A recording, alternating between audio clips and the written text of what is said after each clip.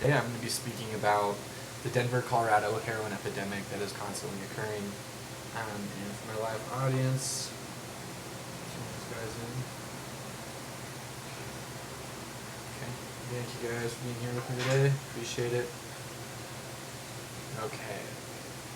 So the main cause of the heroin epidemic, although there is many different contributions to it, I think the insane amount of overdoses that have been occurring and the increase throughout the years, which are an alarming rate, are due to prescription pain-killing drugs leading to the heroin addictions.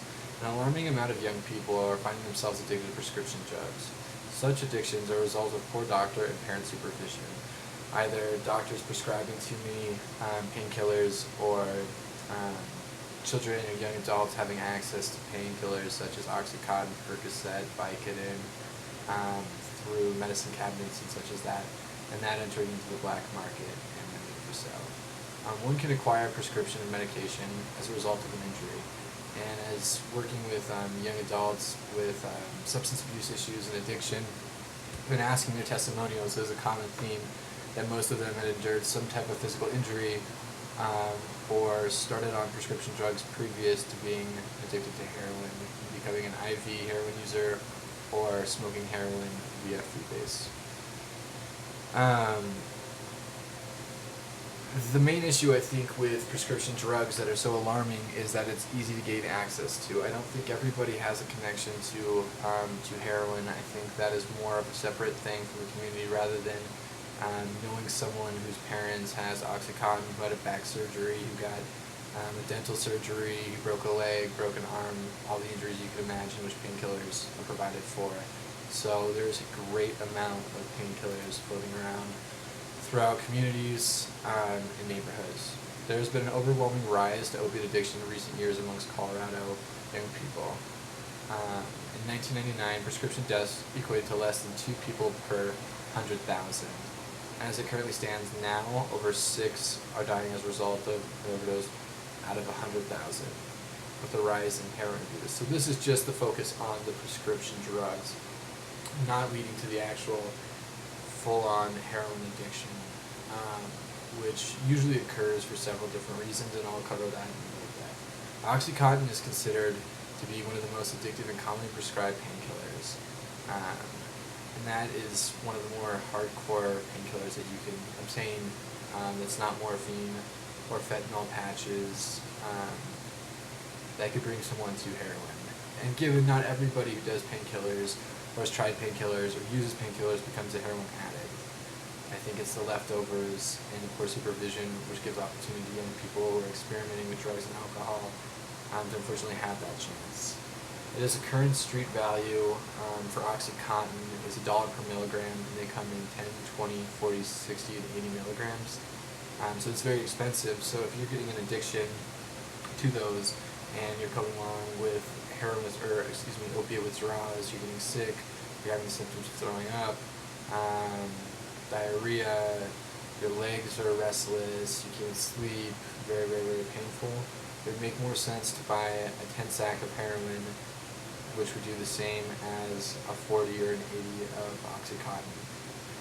Oxycontin can be used in several different ways. You can do it intravenously, you can do through a nasal passage, you can smoke it, you can freebase it, and you can just orally digest it as well. When listening to most of those testimonials, again, this is the main drug that set people off to heroin. I don't think I've met anyone that just went to heroin right off the bat.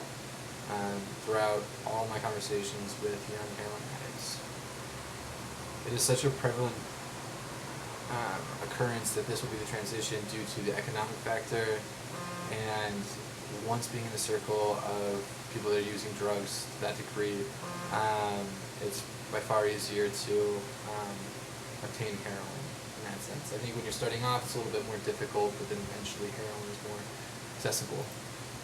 Heroin in Colorado is primarily black tar, and it's basically a reduction of coffee or Dr. Pepper, Coca-Cola with the poppy, and there are several different ways to use it. I think young people smoking to mainly start off by smoking it and then later injecting it. You can also snort it, putting it in hot water and snorting it up your nose. Um, and the alarming rate of that occurring. And there's been some really interesting articles throughout the Denver Post and other publications in Denver, such as like the Westward, where it's kind of focusing on the heroin trade. And it's unfortunate that it's so prevalent. If you go to the bike trail right next to our campus, it's a huge spot for the heroin trade. You can see people selling heroin and people strung out, which is really unfortunate. And it's very much there, and it's more prevalent and more obvious than it has ever been. And I think you can see that through the overdoses as well as just the actual effects on our community. If you look in that neighborhood, you can definitely see the effects of heroin abuse, drug abuse in general. So what I propose as a solution to this would be prescription painkillers being picked up or being received from a doctor, similar to a methadone clinic, where you would go to a supervised clinic. They would give you your medication that you would need for the pain, and you would have that. That would eliminate pills not going to the black market. That would eliminate young people not having accessibility to them. That would have more control over that, and I think just an awareness on how great of effect prescription medication is having in our community, in the drug world, as far as addiction, and how many steps it takes to get to heroin is just really too, and that's really tragic. You have an unfortunate accident, or you get a dependence on a painkiller, and that transition to heroin is not a difficult one at all. So I think that would take away a lot of the common problems which attribute to addiction that we're currently facing right now. It's an economic issue, it's a social issue, and it's a moral issue. These members are still members of our community, and we should still seek an ability to see how we can help them, how we can better guide them, and having more social programs for that. And throughout all of this, as far as the whole prescription element and the heroin, there seems to kind of be a oblivious nature to wanting to confront that. And I don't know if it's naive and the intent is to kind of look the other way, or people are just not aware. But it is very prevalent. Most of the drugs are coming from Mexico, and how they'll disperse them is they'll usually be rural people, a lot of them from Honduras, and they will come out and they'll operate in cells, so they'll live in certain areas, and they'll sell at certain points, drugs at certain points. They'll tie them in little balloons, they'll put them in their mouths, and if they have any problems, they just swallow them, usually about 10 about that, maybe 15, and then driving a car, they'll do drops. And they primarily don't like to do large amounts of weight. It's usually small 10 sacks, and they try to do things like on Sundays, like the heroin addict is buying from them every day. Sunday they'll get 3 free balloons. And it's easy to blame maybe the Hondurans that are coming out here to sell the drugs, or the drug dealers in general,